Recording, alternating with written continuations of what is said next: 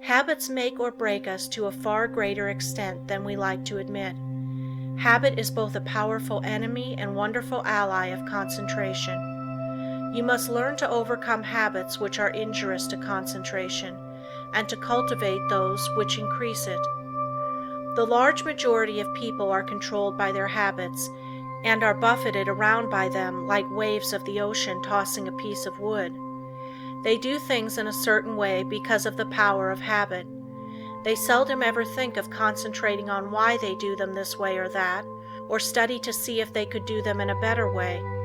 You will find that by making a few needed changes, you can make even those that are not good for you of service.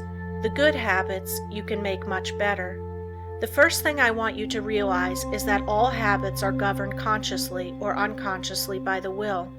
Most of us are forming new habits all the time. Very often, if you repeat something several times in the same way, you will have formed the habit of doing it that way. But the oftener you repeat it, the stronger that habit grows, and the more deeply it becomes embedded in your nature.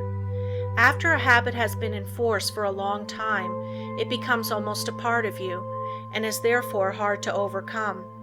But you can still break any habit by strong concentration on its opposite. All our life, so far as it has definite form, is but a mass of habits, practical, emotional, and intellectual, systematically organized, for our weal or woe, and bearing us irresistibly toward our destiny, whatever the latter may be. We are creatures of habits, imitators and copiers of our past selves. We are liable to be bent or curved as we can bend a piece of paper, and each fold leaves a crease, which makes it easier to make the fold there the next time. The intellect and will are spiritual functions, still they are immersed in matter, and to every moment of theirs corresponds a movement in the brain, that is, in their material correlative. This is why habits of thought and habits of willing can be formed. All physical impressions are the carrying out of the actions of the will and intellect. Our nervous systems are what they are today because of the way they have been exercised. As we grow older, most of us become more and more like automatic machines. The habits we have formed increase in strength. We work in our old characteristic way. Your associates learn to expect you to do things in a certain way. So you see that your habits make a great difference in your life, and as it is just about as easy to form good habits as it is bad, you should form only the former. No one but yourself is responsible for your habits. You are free to form the habits that you should, and if everyone could realize the importance of forming the right kind of habits, what a different world this would be. How much happier everyone would be. Then all instead of the few might win success. Habits are formed more quickly when we are young, but if we have already passed the youthful plastic period, the time to start to control our habits is right now, as we will never be any younger. You will find the following maxims worth remembering. First maxim: we must make our nervous system our ally instead of our enemy. Second maxim: in the acquisition of a new habit, as in the leaving off of an old one, we must take care to launch ourselves with as strong and decided an initiative as possible. The man that is in the habit of doing the right thing from boyhood has only good motives, so it is very important for you that you concentrate assiduously on the habits that reinforce good motives. Surround yourself with every aid you can. Don't play with fire by forming bad habits. Make a new beginning today. Study why you have been doing certain things. If they are not for your good, shun them henceforth. Don't give in to a single temptation, for every time you do, you strengthen the chain of bad habits. Every time you keep a resolution, you break the chain that enslaves you. Third maxim: never allow an exception to occur till the new habit is securely rooted in your life. Here is the idea: you never want to give in until the new habit is fixed, else you undo all that has been accomplished by previous efforts. There are two opposing inclinations. One wants to be firm, and the other wants to give in. By your will you can become firm, through repetition. Fortify your will to be able to cope with any and all opposition. Fourth maxim: seize the very first possible opportunity to act on every resolution you make, and on every emotional prompting you may experience in the direction of the habits you aspire to gain. To make a resolve and not to keep it is of little value, so by all means keep every resolution you make, for you not only profit by the resolution, but it furnishes you with an exercise that causes the brain cells and physiological correlatives to form the habit of adjusting themselves to carry out resolutions. A tendency to act becomes efficiently ingrained in us in proportion to the uninterrupted frequency with which the actions actually occur, and the brain grows to their use. When a resolve or a fine glow of feeling is allowed to evaporate without bearing fruit, it is worse than a chance lost. If you keep your resolutions, you form a most valuable habit. If you break them, you form a most dangerous one.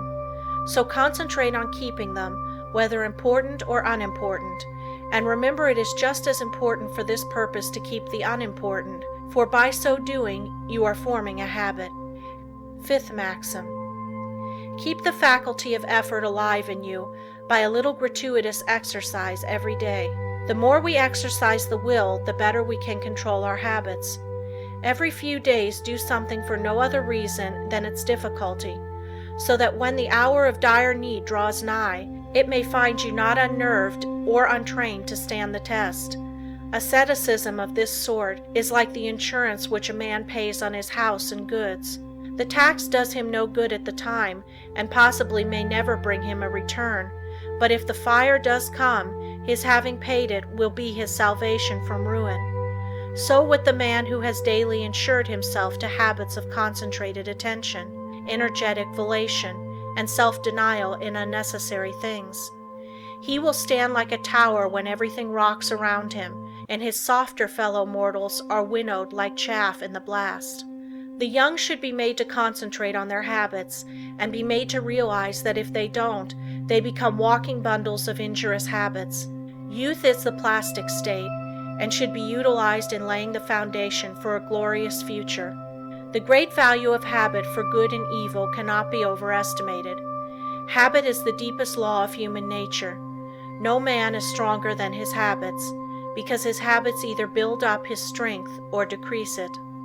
Why we are creatures of habits.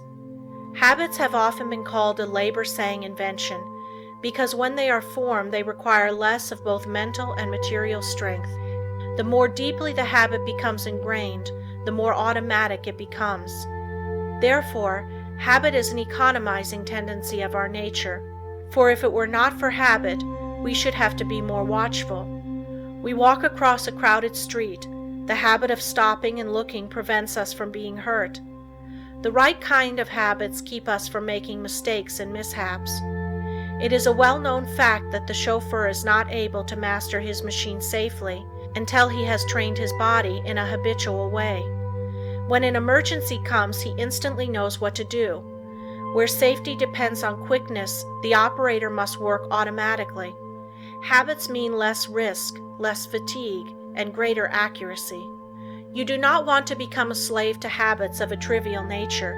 For instance, Wagner required a certain costume before he could compose corresponding parts of his operas.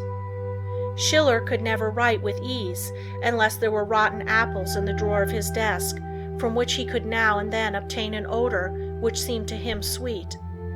Gladstone had different desks for his different activities, so that when he worked on Homer, he never sat among habitual accompaniments of his legislative labors.